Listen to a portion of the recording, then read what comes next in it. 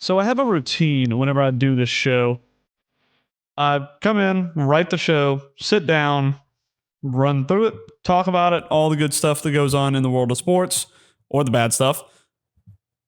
And then I sit down, edit it. I use Premiere, edit it, do the audio. A couple of editing things here and there. If I sneeze or cough or do whatever, I have to take a break for a moment to go do something. And then I send it out. I send it out to a couple of friends of mine, and I say, hey, what do you think of this show? Was it good? Is it worth posting? Is there anything that needs to be changed? Is there an editing thing that I missed, where there's just some dead air for no reason? And they'll always text me back and say, yeah, the show was good. I enjoyed it. Yesterday, we talked about Alabama versus Georgia in the SEC championship game. And they said you weren't as animated as you normally are whenever it comes to Bama losing a football game or something of that nature happening. And I said, yeah, you're right. I came up with a new framework for the way I want to run the show. Keeps me a little more on track, keeps me from rambling as much. And it just keeps my thoughts in order instead of jumping from one side to the other. So I really tried to stick to that yesterday. And I know it may have came off a little bit as monotone and not as fiery as it normally could be after Bama loses a football game, especially in that manner. That will be solved today. I have some stuff that I want to talk about that will get me fired up, that will make me a little bit angry at times. So we'll get into that. Welcome in. This is Talking Tide. Thank you for joining on the show. Today we are talking about college football playoff committee rankings. Everybody's favorite thing to do right now on the internet. So I figured I'd jump in and give my 2 cents. First things first, I'm going to ask you one small favor. It's nothing big. I don't want your money. I don't want anything like that. Go down, hit the little subscribe button, and hit the thumbs up button. It tells me that you're enjoying the show. And if you're not enjoying the show, drop down in the comments. Let me know why. We're also going to have a lot of opinions on this show. Yesterday, we talked a lot about facts. Today, it's going to be more about opinions and what my opinions are on the college football playoff rankings and how to maybe fix them. Spoiler alert, they're not perfect. So if you have better ideas, if you have suggestions that you think should be changed, drop down in the comments. Let me know what they are. Okay. The first question is, and this is just my top of the line question that I want to start the show with. Are the playoffs broken? Yes. That's going to be the least controversial thing I said all day. Everybody can agree with that. The way the rankings are done is not the optimal way to do it, if you ask me. And I assume that most other people would agree. We might all agree for different reasons, but we all agree. So what are the problems with the current playoff committee and the way they do things? Well, number one, we say we want the 12 best teams in the playoffs, and then we simply don't put the 12 best teams in the playoffs. And how is that, you may ask? Well, if you are asking that genuinely, we have a system that allows the top 5 ranked conference champions into the playoffs, no matter where they're ranked. A team, JMU, James Madison, all respect to them, came in at 25th last week, and because Virginia got beat by Duke, an unranked Duke team, they are now in the playoff. They're the 25th ranked team in the country. They should not be in the playoffs. All respect to James Madison. I would say the same thing about Tulane. They beat North Texas. They won the AAC. They should not be in the playoffs. I understand that people would like to have G5 representation. And if you're not one of the best teams in the country, which is what we're trying to accomplish with this, then you don't deserve to be there. When I say we want... look, first things first, I'm going to get this out there. I am a old school college football fan. I don't believe in playoff expansion. I don't want 12 teams. I really don't want 4 teams. But if that's what I can get, I'll take it. So this is my opinion on it. I just want to tell you exactly where I am and what I believe in college football. So to start off, I'll do that. Here's my opinion on college football. And here's my opinion on what makes or made college football so unique and so great. Number one, the regular season in college football actually matters. Did matter more than it does now. You have to go through an entire season, how it used to be, whether it's the BCS or even the 4-team playoffs. You had to go through an entire season and nearly run the table. I saw a meme today. I'll put it up if I can find it. It's the meme of the dog, and he's got the muscles and he's standing there, and it says BCS champions, right? Teams that had to run the table, go almost flawless, go almost 15-0, win their conference championship, beat their rival, win every single game for the entire season except for maybe one, and then you get to go play for a national championship game. And now we have people who are out here 9-3 begging to get in the playoffs because we believe we're the 12th best team in the country.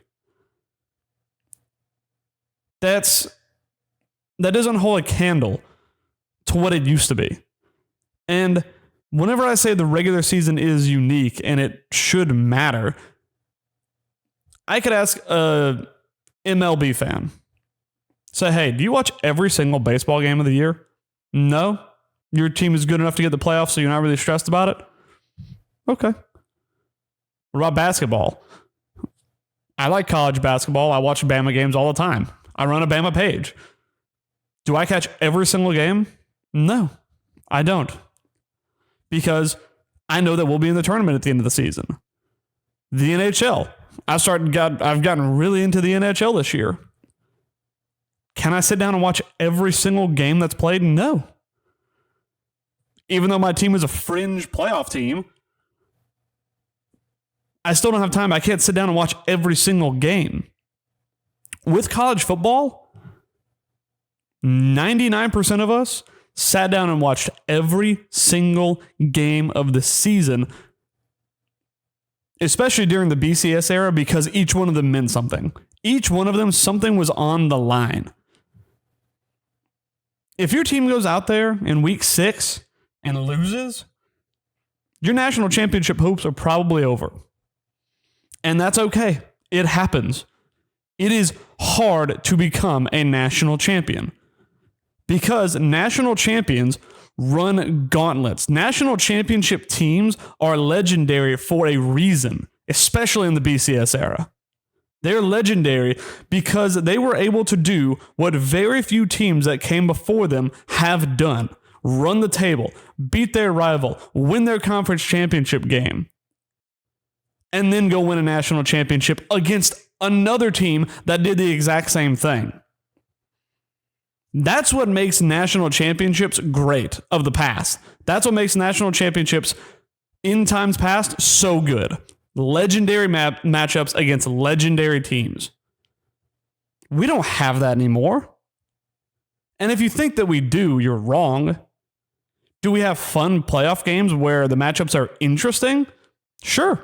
I'm not going to dispute that.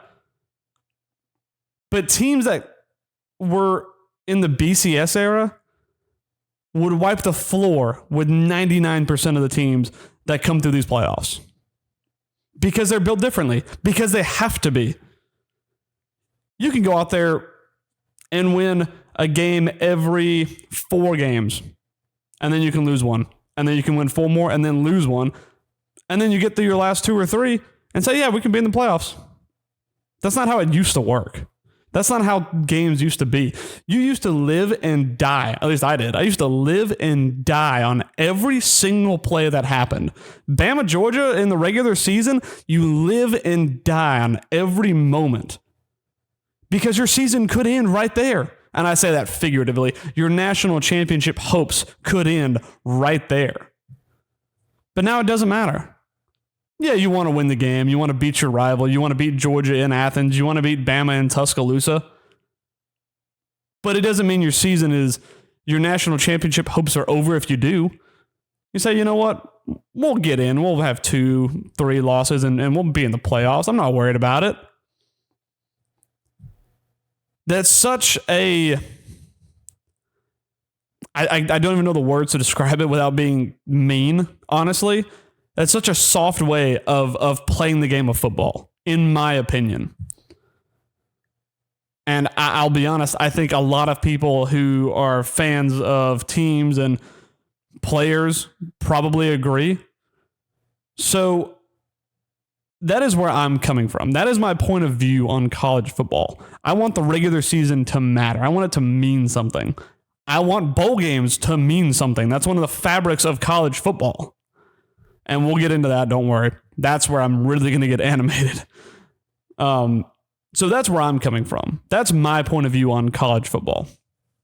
Now, like I said, we want the 12 best teams in the country, and we don't put them in the playoffs. We know who they are, relatively speaking, and yet we decide to not put them in anyway because we made this rule where we would like G5 teams to have a chance to play themselves. That is not a good way to do this. We saw it last season. Or actually, apologies, not necessarily last season, but we have seen good football teams in the past that are G5 teams be inside of the top 12. If they want to be a playoff team, they have to do the things to be a top 12 team. Not sit back, hope the ACC has an absolute disaster, and then snipe the 12 spot. That's not how it's supposed to work. That does not determine who the 12 best teams in the country are, because you leave out a lot of good football teams doing that. Now, I think that there is something to be said for having a G5 team in the playoffs. But again, they have to earn their way there.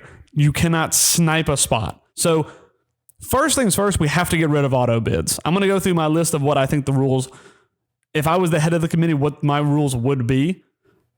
That's not a shocker. We have to get rid of auto bids. If we go get rid of auto bids and then I go down the list of saying these are the 12 teams in the playoff, we have Indiana, Ohio State, Georgia, Texas Tech, Oregon, Ole Miss, A&M, Oklahoma, Alabama, Miami, Notre Dame, and BYU. Who has a problem with that? I understand Vanderbilt will have a problem with that. Texas might have a problem with that, but those are the teams that are on the fringe anyway. Texas is 9-3, Vanderbilt's 10-2, and they don't have the resume to stack up with the rest of the teams. You're not going to have JMU fans or Tulane fans saying, well, where's our spot? You didn't earn one. You weren't a good enough football team to earn one. So if you simply, I know that they're going to try and push for a 16-team playoff, which is just going to make it worse. Instead of saying, oh, well, who's the 12th best team in the country? It's going to be, oh, well, who's the 16th best team in the country? Is it USC or is it Utah?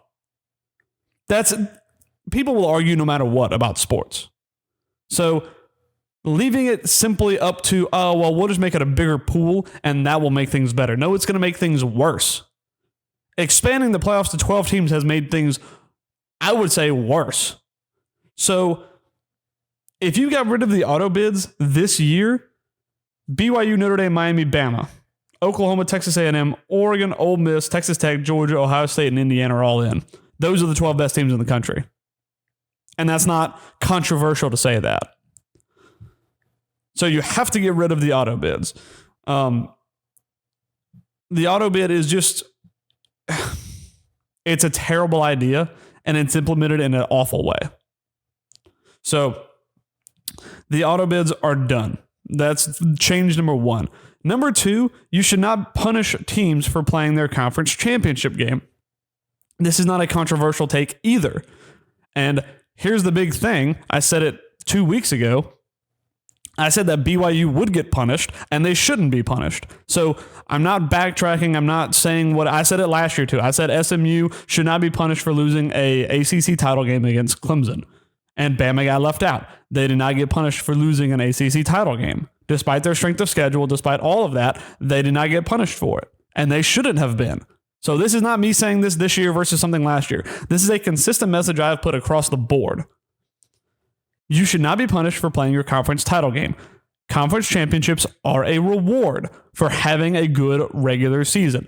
Now, as the way it stands, you can get in due to your conference championship game. I think that should change. Maybe there's something to be said for a 13th ranked conference champion beating out a number 12 team that's not a conference champion or didn't play in their conference championship game. That's a discussion that can be had. But you should not be punished for playing the extra game, especially whenever in both BYU and Alabama's cases, both the teams that they ended up playing are a top 4 team in the country. So you should not be punished for playing your conference championship game. Now, people are going to say, well, BYU got punished and Alabama didn't. That is right. They did. They should not have been, but they did get punished. Then people are going to go out and say, oh, well, the committee and ESPN, SEC bias, all this nonsense. Let me tell you the difference between BYU and Alabama. Alabama beat the team that they played in the SEC championship game in the regular season. BYU did not. BYU did not beat Texas Tech in the regular season. Alabama beat Georgia in the regular season. That's the difference between the two teams. So it favors Alabama. If they were ever going to pick one, which they shouldn't have to because neither team should be punished for this, if they have to pick a team, Alabama's going to be in over BYU. Again, that's not a controversial thing. It's very simple. The SEC is a harder division, just in general. Whether you want to say it's the Big Ten or the SEC, those are the two top countries, or those are the two top conferences in the country. And again, I don't think BYU should have been punished, but they were. Unfairly so, in my opinion. And again, if you get rid of the auto bids, they come in at the number 12 spot. So, I think that everything that the committee has done in the past 2 weeks is very intentional. The first thing I think that the committee thought, so Miami lost 2 games in the middle of the year. Notre Dame lost 2 at the beginning of the season. I believe what the committee thought, number one, I think they thought Miami was going to keep losing. I think that they thought that Miami was going to lose a game somewhere in that final stretch and say, you know what? That's good. They lost the 3rd game and we can leave them out. That didn't happen. Miami kept on winning games. Notre Dame kept on winning games. And now people say at the end of the regular season, especially Notre Dame fans say, well, why did you move them up now? It's not a question as to why they moved them up now. If you have 2 teams ranked side by side with each other, and again, we'll get to the rules of what I think it should be valued in college football when you're talking about rankings, it's simple. Miami has the head-to-head win over Notre Dame. They should have been above them before. The committee made it very hard on themselves, not moving them ahead before the final rankings of the year. They're going to catch a lot of flack for that, and they have online. But I would say the same thing what they did with Alabama. They moved Bama above Notre Dame into that number 9 spot, preemptively saying even if Bama loses their conference championship game, they're not going to be out because they don't believe that teams should be punished for losing their conference championship game, even though they punished BYU. That's a conversation that we've already had. So they've done this stuff preemptively. They put Miami where they put Miami in the middle of the season because they thought they were going to keep losing. They didn't do that. Miami made the committee make the decision, and at the end of the day, the committee got it right with Miami versus Notre Dame. I don't think that's controversial to say either. I think that most people generally agree that Miami should have been in over Notre Dame. So I think the committee got it right in the end, but they did not make it easy on themselves. They did not do things in a timely manner that made it digestible for people and that painted them being the committee in a better light. Because the timing of everything they did was pretty awful. Now, how do we fix this problem? How do we fix the inconsistencies, the terrible rules? Well, I'm going to tell you. If you follow me on Instagram, which please do, follow Instagram at Talking Tide. We got like 8,800 people over there, so come jump in, join the community. How do we fix it? Well, if you could see over here to my left, I have a whiteboard. I do whatever I want on this whiteboard. We draw up plays, we draw up schemes, we do whatever we want on it. We can drop the X's and O's of any game, but on this board right now, it has my rules if I were the CFB committee head. And here they are. Number 1, head-to-head over everything. with comparable resumes. That's the caveat to it. If you have 2 10-2 teams, and they played each other, the one with the head-to-head is above the one that ended up. Let me restart that. So here are the rules if I was the CFB head chairman, these would be my rules for college football rankings. So number 1, the head-to-head over everything if you have comparable resumes. So if you have a team that has already played another team with a comparable resume, we saw this with Miami and Notre Dame, the one who ended up winning that game, if you have a similar record, similar strength of schedule, all of that, the one who won the head-to-head is above the other. We saw this. They got it right with Miami and Notre Dame. Conference championships, rule number 2, conference championships are a reward. Should not be punished for playing it, but if you end up making it and you win a game and you're the 13th seed and the 12th seed may not have been in or won their conference championship game, you could have a case to be above them. But if you end up losing that game, you're not punished for it. And again, BYU was unfairly punished. Strength of schedule matters. Make it where teams want to play other good teams. We saw Texas talk about this. They played a hard team at the beginning of the season and they lost games they shouldn't have lost. But give us marquee matchups during the season. Make it fun to watch football during the regular season. Because if we go out here and we play cupcake schedules all day, schedules that are in the 60s and 70s in strength of schedule, that's not fun. That's not football. That's playing cupcakes every week and saying, oh, well, look how good we are. It's not fun. Number 4, good wins are more important than bad losses. If I have 2 good wins and 1 bad loss, the good wins outweigh the bad loss. Teams go out there and they can have a bad week. Everybody can do it. We've seen every single one of these teams have a bad week. But if you go out there and you win a couple of games against highly touted opponents, that's not easy to do. So good wins are more important than bad losses. Rule number 5, we already talked about this, no auto bids. If you have no auto bids, you look at the top 12 right now, nobody has a problem with that. That's the 12 best teams in the country. I've also got the ladder of importance on how I would rank a team. So number 1, head-to-head. Number 2, strength of schedule. Number 3, key wins. Number 4, results against common opponents. So if you played each other or if you didn't play each other and you have a common opponent, how did each team perform against said common opponent? Bad losses are at 5, and then the eye test at number 6. So I say all that to say, why did the committee put Alabama over Notre Dame? Let's do a resume check. How about that? Instead of saying eye test versus saying, oh, well, you didn't play anybody, let's do a resume check. So we got our resume. We have Alabama Crimson Tide finished their season at 10-3. Notre Dame finished their season at 10-2. We know that Bama played the extra game. So let's look at their resumes. We'll go with strength of schedule first. Alabama, number 6. They have the hardest strength of schedule in the top 12. Notre Dame, they sit at 44. Beating ranked opponents. And we're going to talk about ranked opponents at the end of the season. So these are teams that are ranked at the end of the year. Alabama, 2. Beat Vanderbilt and Georgia. And if you want to look at the AP poll, Missouri was like 25th or something like that. But we're going to go off what the rankings say. So 2 for Alabama. And they beat 4 opponents at the time they were ranked.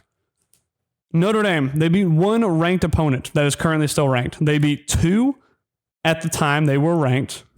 They beat number 16 USC. That's the only team they beat that's still ranked. Alabama, Vanderbilt, and Georgia.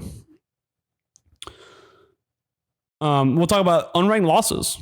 Alabama has 1. Notre Dame has 0. Notre Dame lost against 2 very reputable, good football teams. One of them is or actually both of them are in the playoffs now.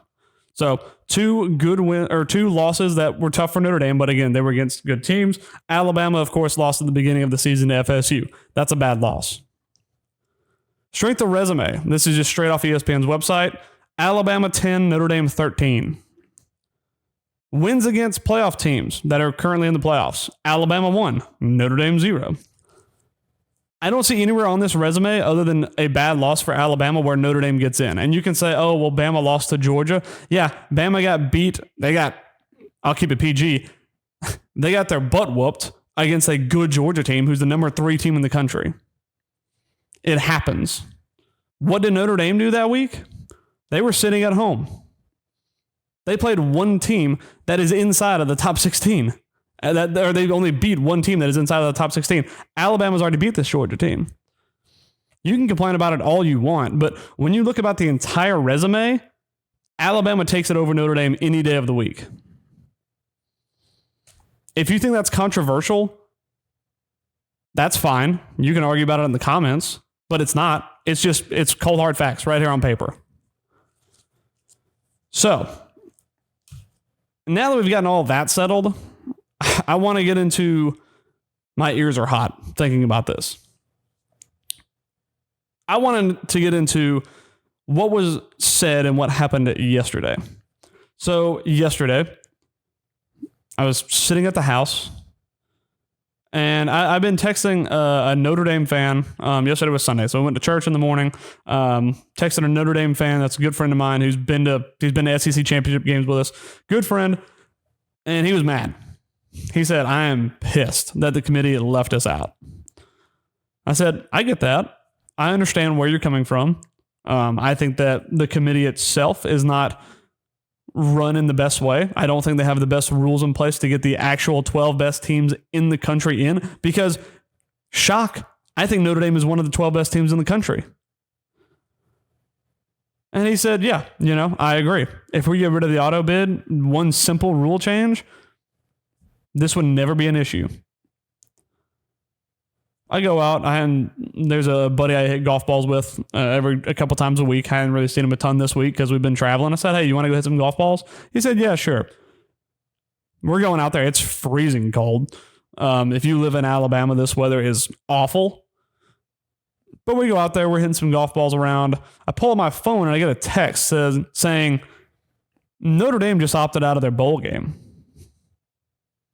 I said, what? Let me go look. So I did some digging around.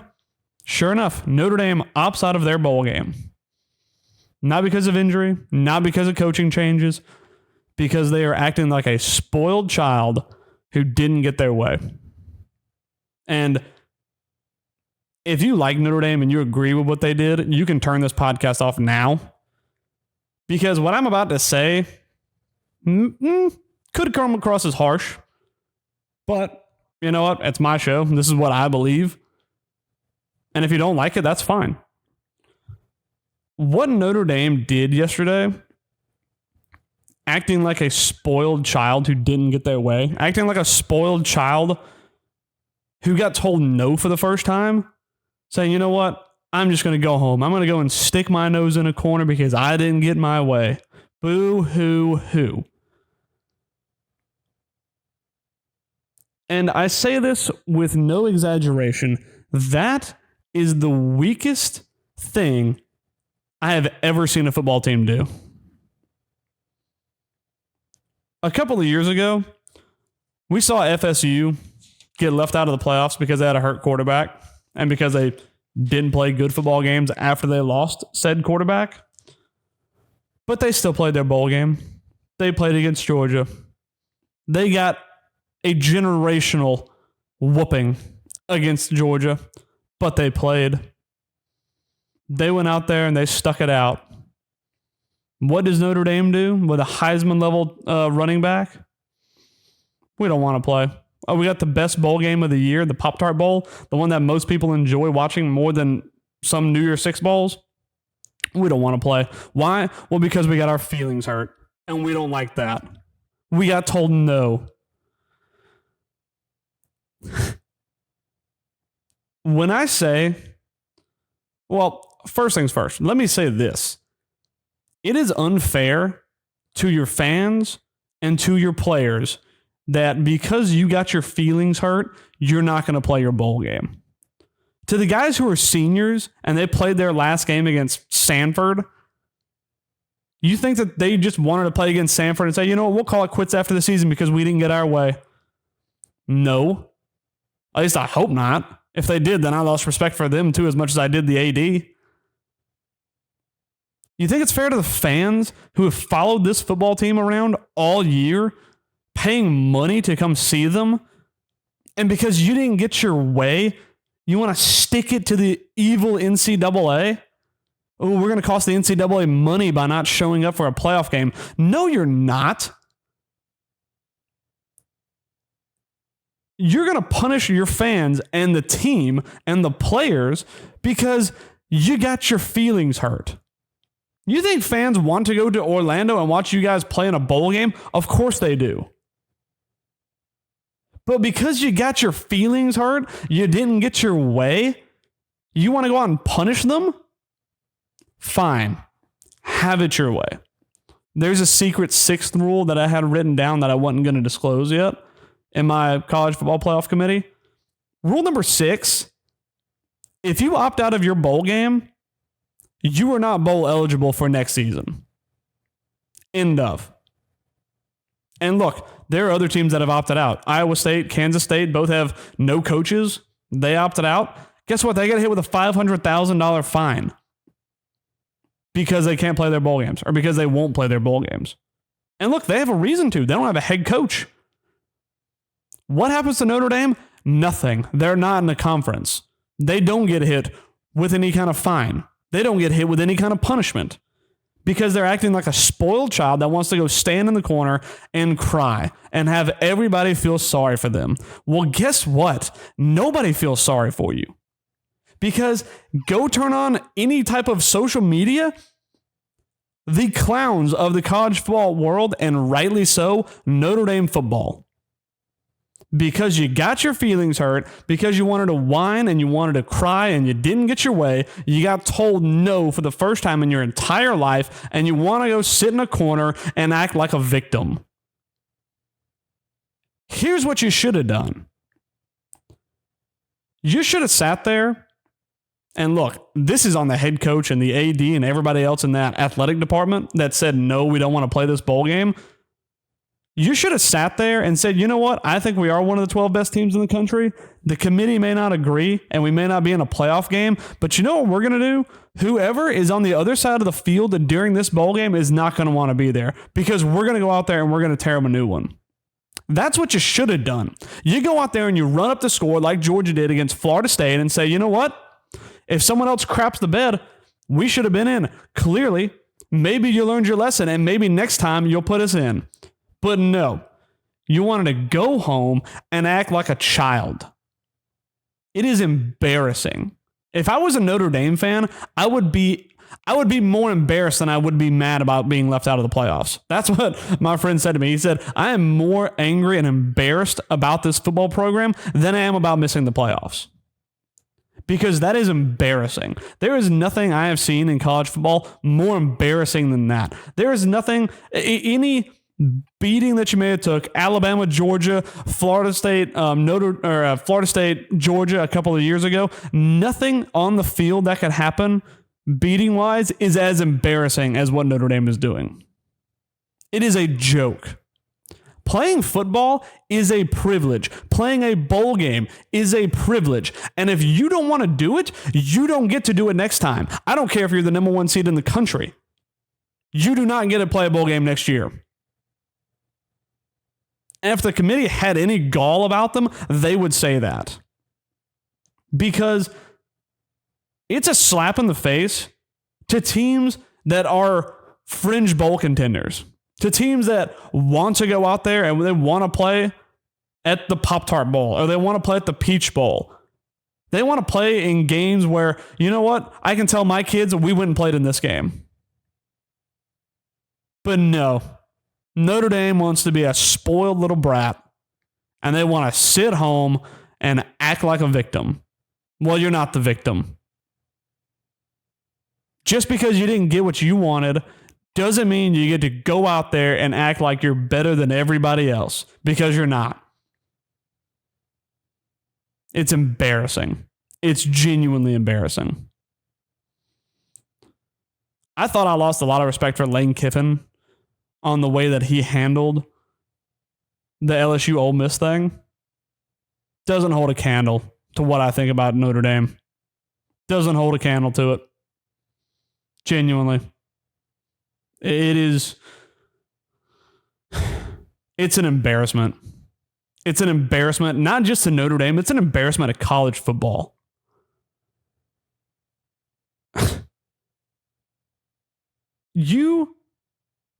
Notre Dame, yourself, turned college football, especially the bowl games, into a joke.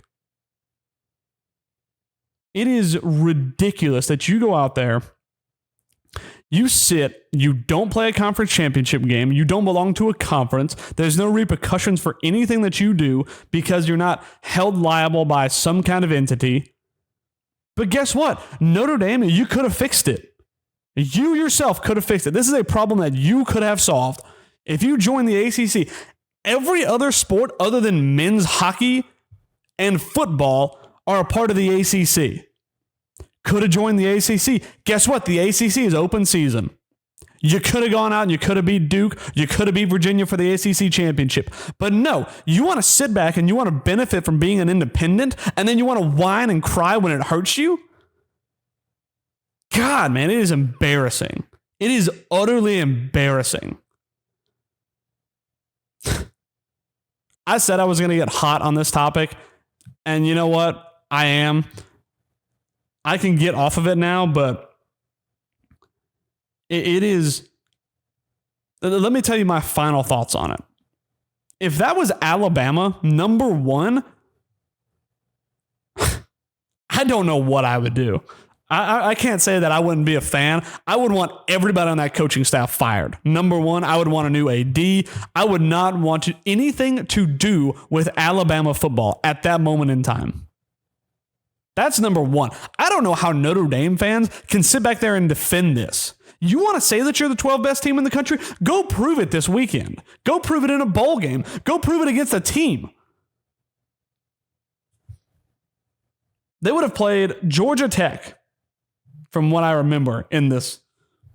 Go run the score up on Georgia Tech. Georgia Tech played a decent game with Georgia. They played a better game than Bama did against Georgia. Go run the score up against them. But no, you want to sit at home because you're a coward and a spoiled little brat who didn't get your way. Even though you could have fixed it yourself by joining the ACC a couple of years ago. It's embarrassing. Notre Dame has no one to blame but themselves. It's ridiculous. And if you want to defend it, go ahead and try. You cannot come up with a single reason as to why they should opt out of a bowl game. Oh, they want to stick it to the NCAA and say, oh, well, we cost you some money there. They don't care. The NCAA is making more money than they have in their entirety of their existence. We play 4 more games. You think they care about making more money? You think that Notre Dame is just going to draw in that much more money? Get out of here. Get out of here. You know what? You thought that you were going to turn from a victim that everybody felt sorry for, and everyone was going to point and say, oh, look, the committee's being mean to me. Instead, the internet turned it around on you and said, look at how pathetic this football team and this program is. You got told no, and now you want to go sit and whine and cry and say, he's mean to me. He didn't give me what I wanted. Boo-hoo. It's an embarrassment.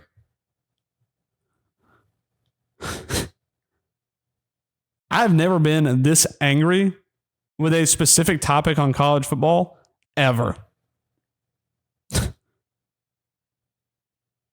Man, what an embarrassment of a program. It's ridiculous. It's absolutely ridiculous.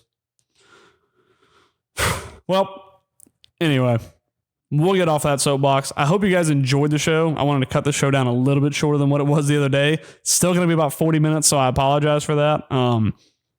Getting that out of my system helped a little bit, but yeah, you guys let me know what you guys think in the comments. What is the right way to fix this college football playoff? Should we go back to a BCS? Should we go to a 4-team? Do we go from a committee to a computer system again, but make it a playoff? I don't know. I've put together my rules and what I think would make college football better and more competitive, and you would actually get the 12 best teams in. But I don't know what the committee has planned. I assume that they're going to try and make it a 16-team playoff and then say, oh, well, here, this is the best way to do it. It's not, but I have no control over what the committee has done or is doing or is going to do. Yeah, you guys let me know in the comments. And what should be the punishment for missing your bowl game? Or for not missing, for opting out of your bowl game? You guys let me know in the comments below. We will be back definitely this week. I know we have scheduled for Wednesday and Friday both. Usually we do a live on Friday looking over game tape. We'll probably end up doing that for both the Auburn and the Georgia game. So please do hit that like, hit that subscribe, hit that follow button so you don't miss any more. I promise I don't rant like that on every show, so you don't have to worry about that. Unless it's talking about referees or apparently Notre Dame football. So you guys have a great night, or a great day. Actually, it should be posted in the morning. So you guys have a great day. Hope you have a blessed week, and roll tide.